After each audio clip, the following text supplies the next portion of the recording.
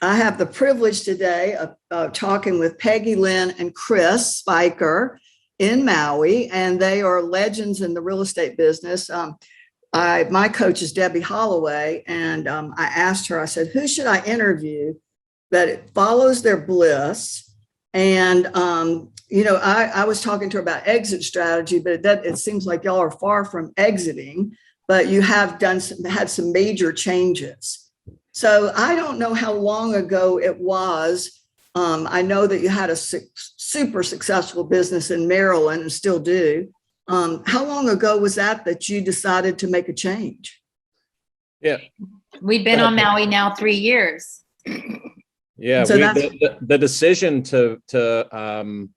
the actual decision to relocate out here was probably made about a year before we relocated out here. We had always had a plan to retire out here, but the decision to come out here very early and kind of hand the reins over of the actual transactions to the team was probably about a year before that.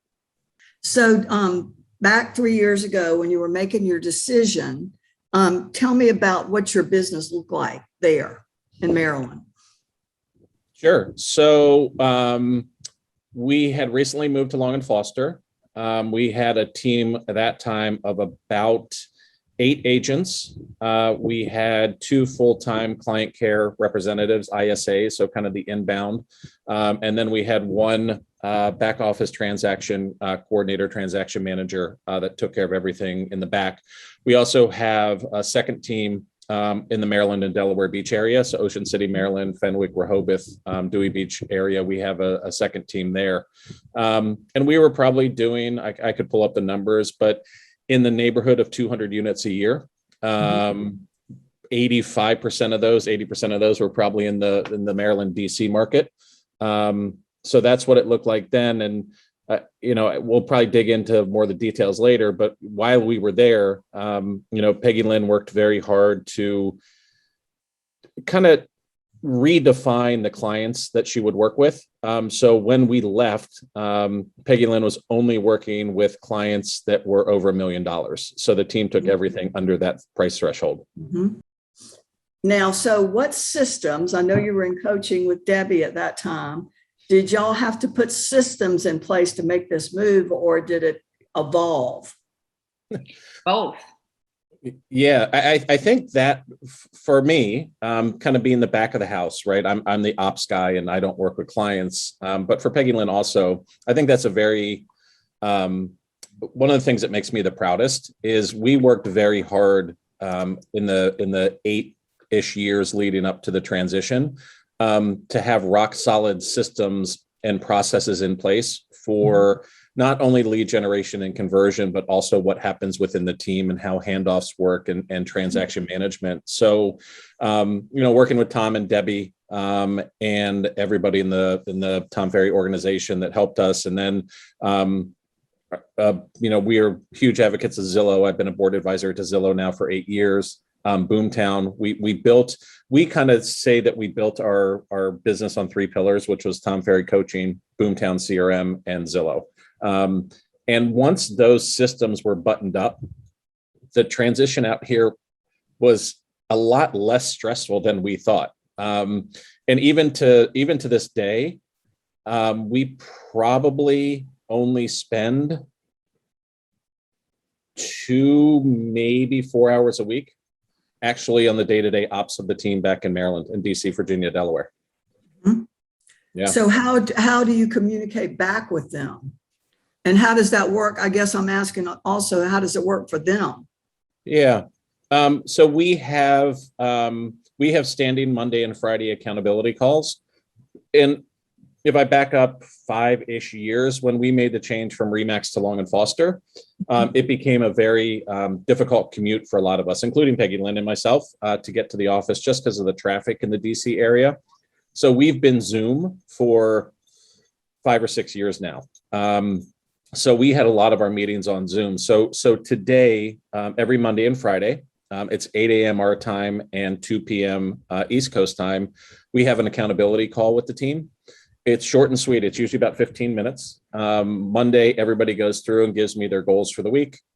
I write them down. I post it to our Slack channel. Every Friday, I ask them how they did with their goals. They update me and I post it to the Slack channel. Every 2 weeks or so, we'll have a kind of a larger meeting, maybe go half an hour, 45 minutes if anything's going on. And we still have a complete open line of communication with anybody and everybody on the team. I think between Peggy, Lynn, and myself, we probably talk to almost every team member, at least for 5, 10, 15 minutes, once a week or once every 2 weeks.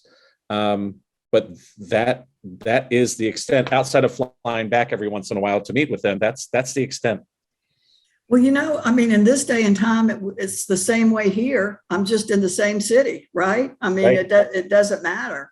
So Right. y'all had a 5 years ahead of the curve. I think a lot of people now are going to what you've been doing for years.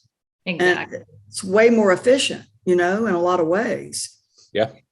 Yeah. It is efficient. The only thing that is a little bit of a difficulty for us sometimes is the time difference, because we are Mhm. either 5 or 6 hours different from East Coast time, depending on daylight savings time. And so we have an amazing manager who's with Long and Foster. He's the office manager. So he supports us very, very heavily. And usually by the time we wake up, if there were any issues, they've been worked out with the office manager there.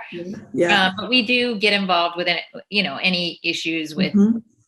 the deals that are happening. We also give a lot of advice and coaching and, I guess, pep talks and encouragement. I am on a daily text with many of our agents for accountability for their gratitudes and affirmations journals in the morning. So I wake up to that, which is excellent.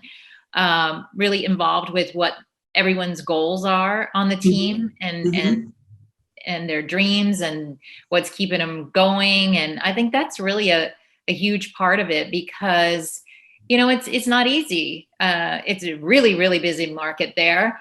They're working their little fannies off all the time, and having those big goals and seeing them come to fruition and enjoying it, and you sort of rallying around each other and seeing the results day to day within the team, I think is very motivating and encouraging. So we're a big part of that still.